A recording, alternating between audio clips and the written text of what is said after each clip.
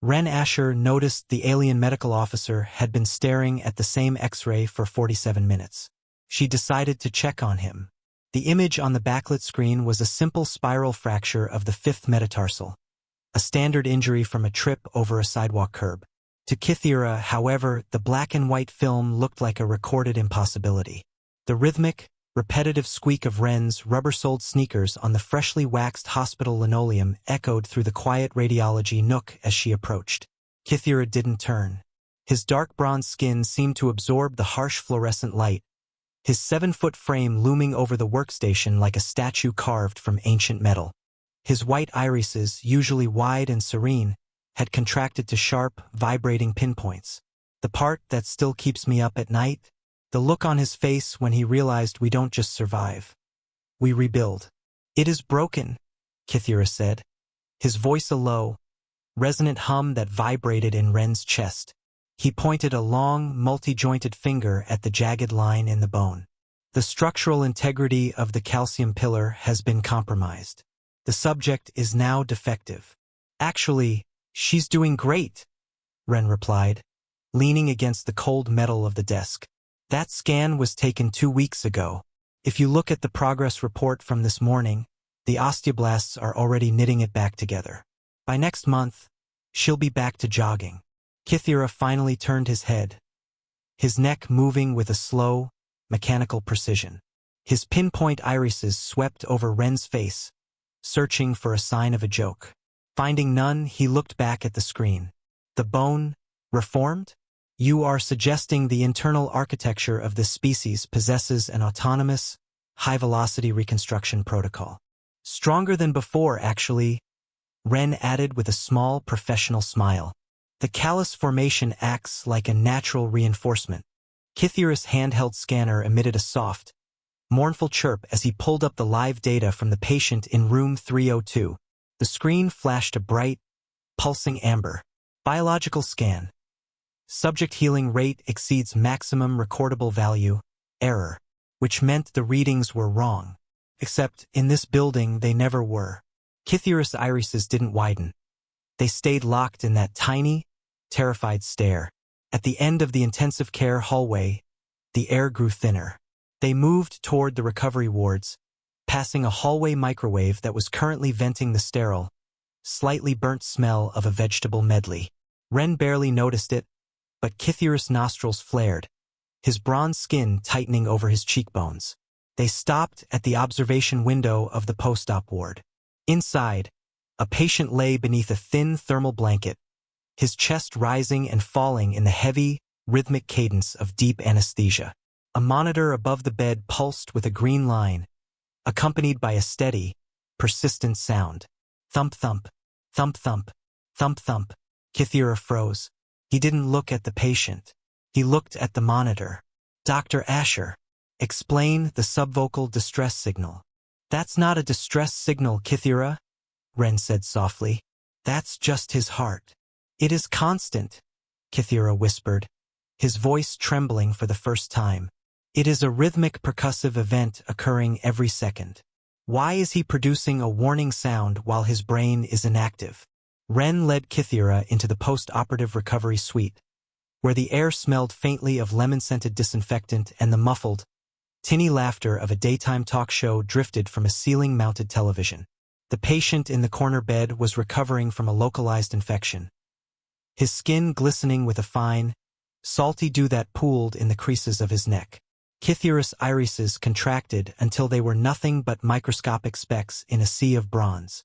He is leaking, Kithira stated, his scanner trembling as it swept over the man. He's just sweating, Kithira, Ren explained, checking the 4-bag. His fever broke. Humans can sweat up to 1.5 liters per hour to regulate their internal temperature. It's just thermal regulation through leaking fluid. Kithira remained motionless, his long fingers hovering over the data readout that showed the patient's immune system was currently producing 10 billion white blood cells per day to finish off the remaining bacteria. He seemed to be calculating the sheer resource cost of such a frantic, violent defense. The patient didn't look like he was suffering, but his skin was glistening with a fine, salty dew that pooled in the creases of his neck, a desperate biological attempt to dump heat into the atmosphere through the phase change of evaporation that Kithira clearly found more alarming than the original infection. "This is not a medical facility," Kithira whispered, his voice cracking.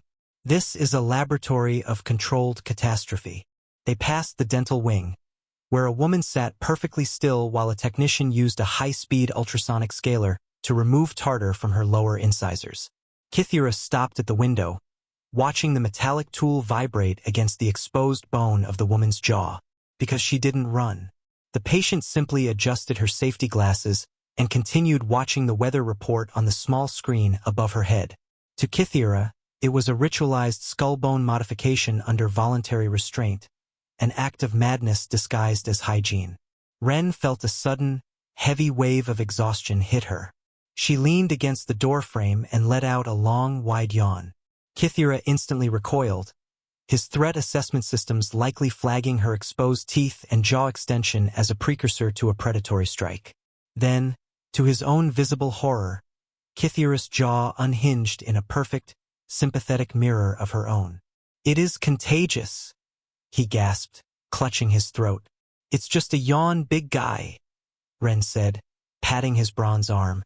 "You look exhausted. You should really get some sleep." Kithira stared at her. His species did not sleep. They did not shut down. The idea of entering a state of total, unconscious vulnerability for 8 hours while the body performed micro-repairs was, to him, a form of daily suicide. "Dr. Asher," he said, his voice flat. "The sound. The distress signal from the monitors." Ren pulled her stethoscope from around her neck. She placed the chest piece over her own heart and handed the earpieces to him. Kithira took them with the ginger care one might use to handle a live explosive. As the sound hit his auditory sensors, he flinched. Thump thump, thump thump. The sound continues. 72 beats per minute. Every minute. Of every day. Silence. Kithira realized then that every human in the building, including the doctor smiling at him, was carrying a drumming, rhythmic engine that never stopped. They were never quiet inside.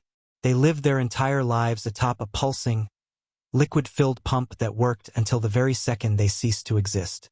Kithira stepped back, his irises pinned into points of pure, existential terror. He tapped his terminal, his long fingers blurred by a sudden, desperate urgency.